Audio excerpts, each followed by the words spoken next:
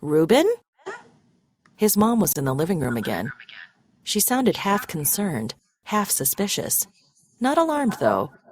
He had hidden from her too many times for her to be truly alarmed. I swear, if you jump out and scare me, I'm going to scream. You know you hate it when I scream. Reuben tossed a pillow over the watch, which he dared not touch, and in a faltering voice he called out, "In here." If he'd been thinking clearly, he would have waited until he'd composed himself, but he was too shaken up. All he knew was that he desperately wanted his mom to come back. When she appeared in the doorway, he threw his arms around her, burying his face against her chest. She held him tightly. "Oh, honey, what's the matter? Are you okay? What happened?" Reuben shook his head, not looking up. He had no idea what to say. "I heard you cry out. I thought you'd seen a rat or something. Where were you? I looked in here and didn't see you." "You did?" Reuben said, utterly confused. But of course she had. He'd hurt her. "Well, I just poked my head in, but you weren't on your bed." For a moment, Reuben felt as if his brain were out of focus. Then, suddenly, realization thundered inside his head. It crashed and hammered and pounded like a violent storm. She couldn't see you. She couldn't see you. She couldn't see you. "I was under it," he muttered, trying, despite the crazy tumult in his mind, to think of an excuse. "I was getting my book out from under it, and then I thought I saw something.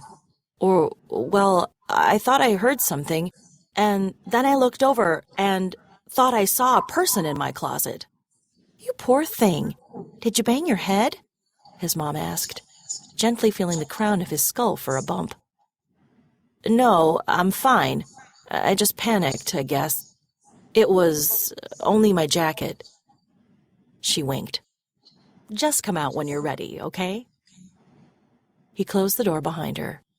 Then, as quietly as he could, he locked it. He stood with his hand on the doorknob, his mind still whirling. She hadn't seen him.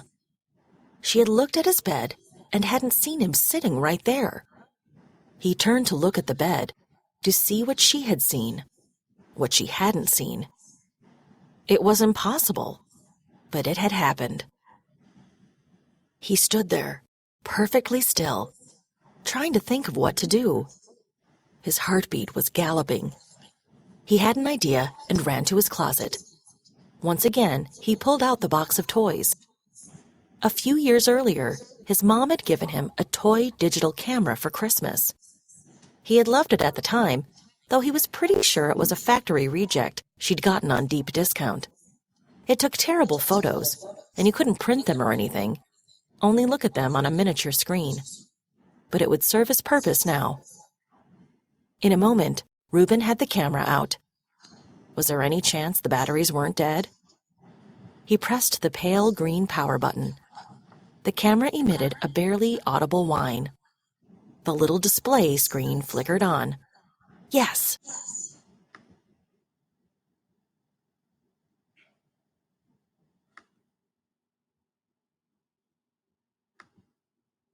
Reuben went to the bed and uncovered the watch. A chill of dread ran through him, but he ignored it. He had to know. He held the camera out at arm's length, pointing it back at himself. Then he took a deep breath and reached for the watch. At the last instant, he closed his eyes. He wasn't sure why. Perhaps he felt it would be less frightening if he didn't actually experience that first moment of blindness. But even with his eyes closed, as soon as his fingers touched the watch, Reuben sensed the light beyond his eyelids being extinguished.